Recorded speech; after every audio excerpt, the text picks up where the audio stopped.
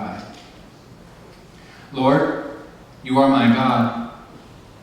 I shall exalt you, acclaim your name. For you have performed wondrous counsel, steadfast faithfulness from times long past. For you turned a town into rubble, a fortified city into ruins. The arrogant citadel from a town, it will never be built again. Therefore, a fierce people does you honor. A city of cruel nations reveres you. For your people a stronghold for the poor one, a stronghold for the needy when in straits. A shelter from the downpour, a shade from the heat. For the spirit of the cruel is like a downpour on walls, like heat in the desert. The arrogance uproar you subdued, the heat with the shade of a cloud. The chant of the cruel ones he answered.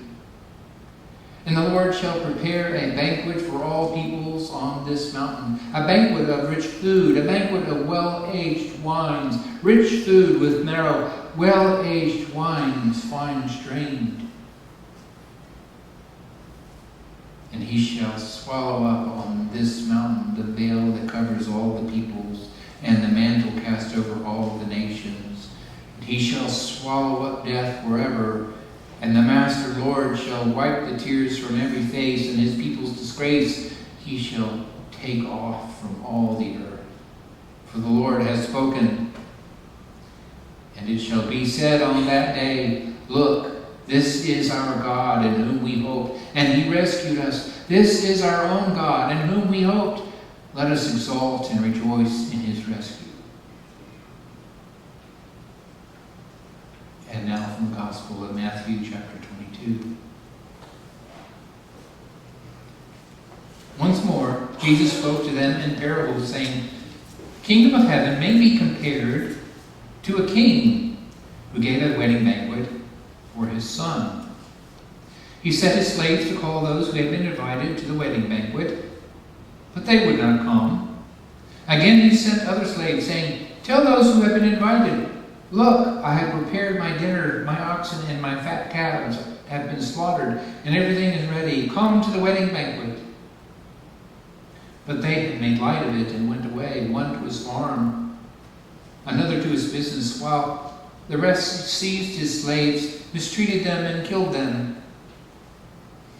The king was enraged. He sent his troops, destroyed those murderers, and burned their city. And then he said to his slaves, The wedding is ready, but those invited were not worthy. Go therefore into the main streets and invite everyone you find to the wedding banquet. Those slaves went out into the streets and gathered all whom they found, both good and bad. So the wedding hall was filled with guests.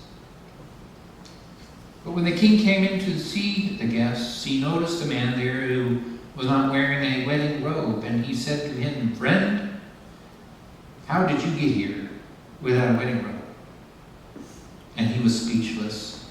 And then the king said to the attendants, Bind him hand and foot and throw him into the outer darkness, where there will be weeping and gnashing of teeth, for many are called, but few are chosen. This is the word of the Lord. Thanks be to God. Troubling, this story. In Mark, it's not something we like to hear about Jesus, about God. Jesus often speaks, of course we know Jesus speaks in parables quite often. This is in this one about a wedding, a great wedding banquet. The image of the banquet, of course, isn't anything new. It's found throughout all the Old Testament and ancient and the New. Psalm 23, Thou preparest a table before me in the presence of my enemies. My cup overflows. Surely goodness and mercy shall follow me. And there's the banquet in Isaiah, which is put spread out for the nations, even the nations of all the earth. These very generous expressions of grace and compassion in these stories. Of course, there are lots of other banquet images in the writings of the ancient world, and those writings between the Old Testament and the New Testament. There are a lot of these banqueting stories, and where the righteous are gathered in, and the Gentile rulers are ousted and put away, or where those who are the insiders are sharing, the righteous are sharing in the welcome from God, while sinners and the disabled and the ill are excluded. There are a lot of these banqueting stories around in the Old Testament and in the intertestamental period. And Jesus tells these stories of the banquet, and Luke's gospel is perhaps the one we like most of all. Famous for sitting down in Luke, Jesus is famous for sitting down with eating all kinds of people, including the impure and the ill and the disabled. And so Jesus, talking about God's banquet, tells these parables. And he tells them over and over again. He's a wandering, itinerant preacher. He's probably told this parable many times over in many different places, depending on his context and his mood and the point he's trying to make. It varies a little bit. The story tells the story in different ways at different times. And so Luke has one version, Matthew has another. And what's more is the folks who wrote Jesus' life story down, they were white eyewitnesses, or have stories from eyewitnesses and reporting from what they remembered or what they had heard, and they write it down for their particular communities where they are, using their memory and aligning it up with their agenda and the impact they want to kind of create for their own people, their own churches. And it's true for anyone who's preaching. The stories vary just a little bit, depending what needs to be said or what wants to be said. And Luke's stories of the banquet, there's this great dinner, invited all the high status families, respected, honored families of the community. It was the custom to send an invitation to invite all these, and then to let everybody know that it was coming. And then another invitation when the dinner was ready. The barbecue, the Boston butt's been in the smoker now and we've got a whole bunch of it, and you got to come here. It's all for you. But everyone who had been invited began to make excuses for why they couldn't come. I bought a piece of land, and I'm going to be with my real estate agent, and we're going to be looking at inspecting the land. And another, I had just purchased an oxen, and I've got my veterinarian out there, and he's looking at it, and I got to be there with him. And another, I just got married, and I can't come. So, okay, then the poor and the crippled and the lame are welcomed instead. And when there's still more room after all those have come, the servants are sent back out, and the invitation is offered to anyone and everyone to the feast. And this is Luke's parable. Another one of Luke's great reversals, which is what we all love about Luke. He gives us warm fuzzies all over, because, this is us. Here are those without status. They get placed at the table. Those outsiders, formerly those who are not my people, I will now call my people. And her who was not beloved, I will call beloved. And so beggars become princes, orphans become children, commoners become priests, and enemies become friends. And it's what we love about Jesus in Luke's telling of the story. But then Matthew comes along, and in his telling, there's this over-the-top story by any measure, and we are troubled and we are disturbed by this story. First of all, it would have been unthinkable for invited guests who would have been from the upper echelons of honor and under social and financial obligations of the king to refuse the great status conferred upon them by his invitation. This was unheard of. You just don't do this kind of thing. And Matthew ascribes not a friendly dinner, but an affair of state in which the guests would signal their allegiance, their undying loyalty, their commitments to the honored host, the king, and his heir. Only the knives come out, and it becomes something else altogether. And they refuse to honor the basic codes of respect and honor given the king. Their insolence sheds every norm of decent behavior. The shameful treatment and the murder of his slaves constitutes an open revolt, a rebellion. The social and moral order suddenly turns liquid and terrifying, and nobody has any idea where any of this is going to end up, and where they're going, and how they're going to end up in it. And what was to be that joyous occasion of a wonderful celebration turns into an episode of Game of Thrones. I don't know. Anybody here ever watched that? We never really did. We saw the first episode and that was it. But some people just watched the whole thing. And Game of Thrones, where a whole city is razed to the ground. And as it turns out, this is but a passing detail in the parable. Inexplicably, the social order, after the city's been razed to the ground, the social order has somehow been reestablished.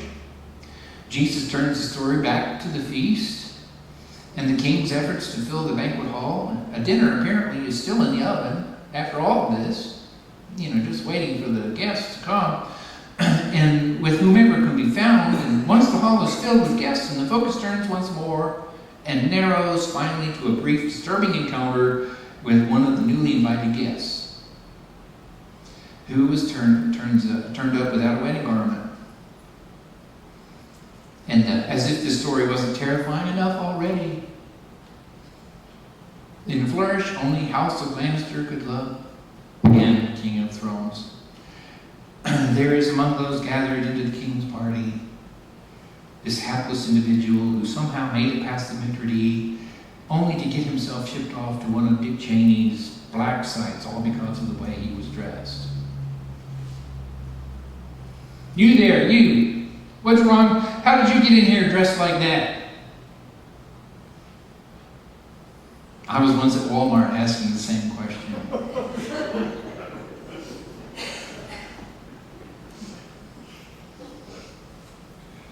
Thoroughly enjoying the best of the worst of us in fashion sense. When I realized with a shock that my own jeans, inexplicably wide in the hips and refusing to cover my ankles, suddenly were not my jeans at all, but my wife's jeans. Morton, she says, do you realize you're wearing my jeans in Walmart?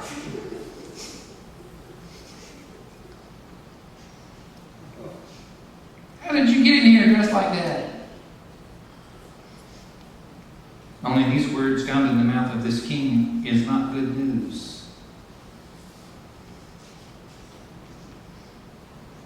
This is the wedding of the king's son. Here at the wedding, we've got Elton John here. He's in person. Elton John is here in person. The king likes Elton John. And Chateau Brenier de Cru is uncorked, and the expensive wine. But this party is black tie and tails only, and not for the likes of you. And the gracious king has him bound hand and foot. The gracious king bound him and thrown him into the Supermax prison, where it's predicted, not without reason, that there will be weeping and gnashing of teeth. It really troubles us that the formerly sweet baby Jesus and golden fleece Cypress would tell a story like this to nice, well-mannered people like us. It bothers us. And in despair of explanations, and I feel some of that right now, I'm trying to make some sense out of what's going on here. For this parable, a lot of us preacher types like myself turn it into allegory. The king, we say, it represents God. The Son, well, we all know who the Son represents, don't we? The wedding feast is the Messianic banquet. The rejected slaves are the former Old Testament prophets. The most pernicious allegorical terms typically identify those who were generally called to the banquet as Israel. And the second round of invitees drawn from the streets are as the church. In these readings, Matthew depicts Israel's rejection of God and God's subsequent judgment against Israel, including the destruction of Jerusalem in 70 AD, and while Matthew 22 also announces the founding of the church. at the end of the parable serving as a warning to Christians not to fail to wear the clothing of Christian virtues. It's an allegorical reading of the parable. And it's often identified as the traditional interpretation of the parable. And it helps to clear up some of the rough edges. So seductive because it ties up so many loose ends. And there are a lot of rough edges here. And most important, it locates the church happily at the banquet. It also throws the door wide open to Christian triumphalism and anti-Semitism, both of which are on the rise in one form or another today.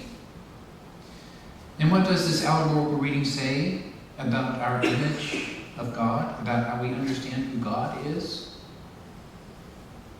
I mean, why are we so often inclined to identify God with the male authority figure in Jesus' parables?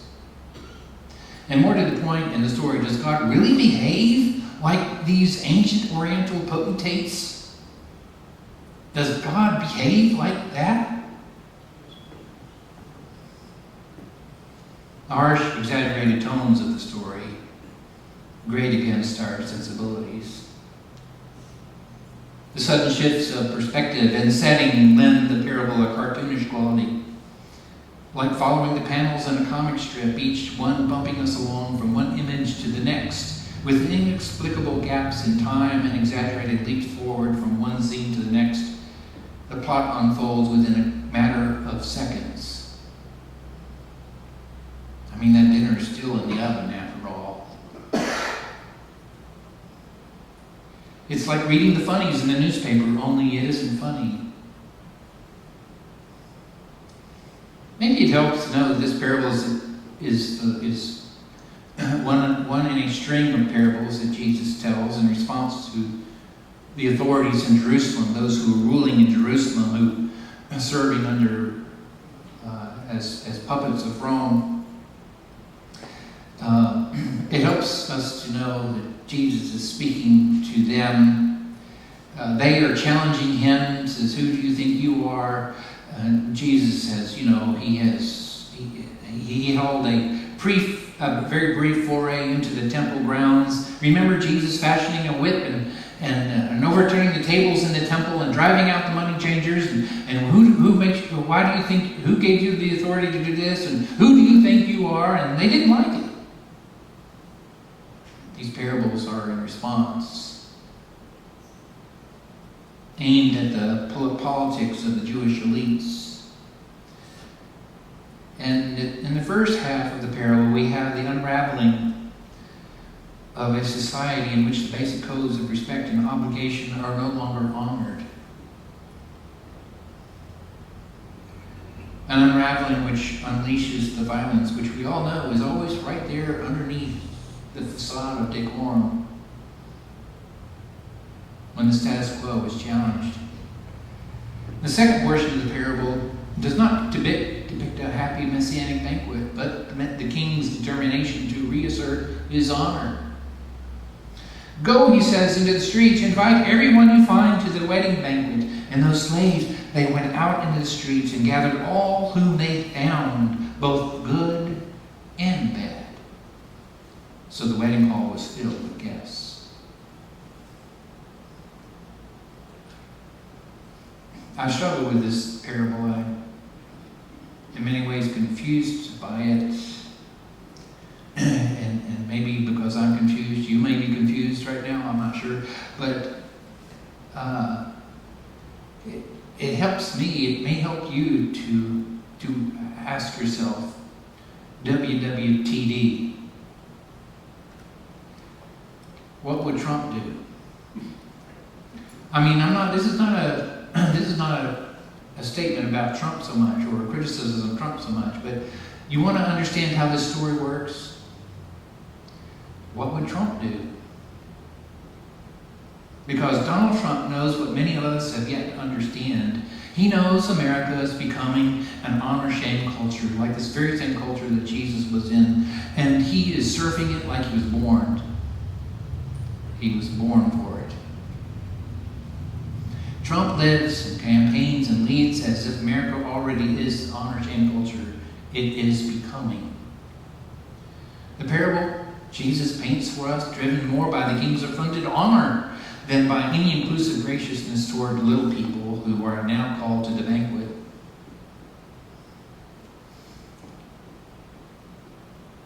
As the final scene will make clear, the king also notes that those first called, the ruling elite, they were not worthy. That they failed to demonstrate appropriate allegiance, loyalty, and commitment. Failed to give honor to him, the king. Does this sound a little bit familiar? The focus on the dynamics of honor makes a whole lot of sense in an honor-shame culture. It's a little bit confusing to us because we didn't grow up in this honor-shame culture. But our culture is turning into an honor-shame culture. But we're all of us, we're confused by this. It's hard for us. We weren't born and raised in this. So we struggle, I struggle. When the feast finally does come, it finally does begin, and there's still one person who breaks the honor code by attending the banquet without any appropriate wedding, garment on. He draws the ire of the affronted king, and preachers often wonder whether this guest lacked the appropriate attire. Well, how is it his fault? I mean, he came as he was. Maybe he did have some clothes, but did he have time to change into them before the king saw him? But the simple fact is that there would have been thousands of people there in the parable, and that he's the one exception out of the many thousands, the one guest who's wide in the hips, refusing to cover the ankles. Clothing just does not fit the context. If those first invited to the banquet were unworthy because they ignored, spurned, or turned to violence in response to the king's invitation, this banqueter is unworthy because, having accepted the invitation, he fails to discern and participate appropriately in the event, thereby dishonoring both the king and his son. It's all about honor and shame. Now, I don't know. I'm feeling a little bit lost myself, trying to understand what's going on here, and so maybe you are too. So to get you and myself back on track, I just want to point out one thing. Okay, one thing. Just one thing that helps us to clear up some of our confusion. Through and through, this parable is about worthiness. And that's what an honor-shame culture is concerned about. It's a parody of the ancient Mediterranean social political conventions of honor and shame. And it emphasizes the importance of doing the right thing. What the king asks is just that we do everything he asks us to do.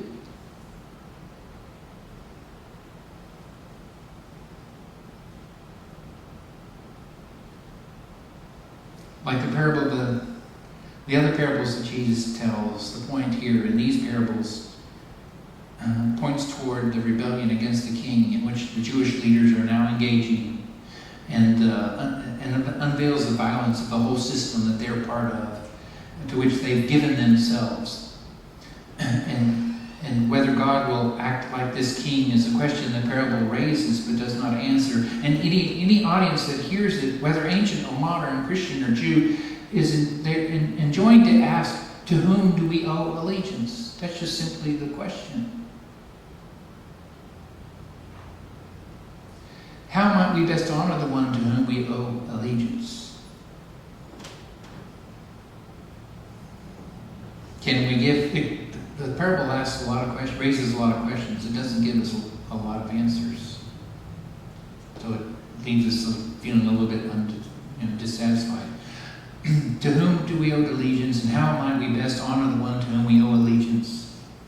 And can we give allegiance both to the God of Jesus Christ and to the systems of honor and shame that are part of our society, and to the violence that dominates our world? That's the question that we're left with. Can we give allegiance both to God, the God of Jesus Christ, and to these systems of honor and shame, and of the violence that dominates our world? To whom do we owe our allegiance? this to you in the name of the Father, Son,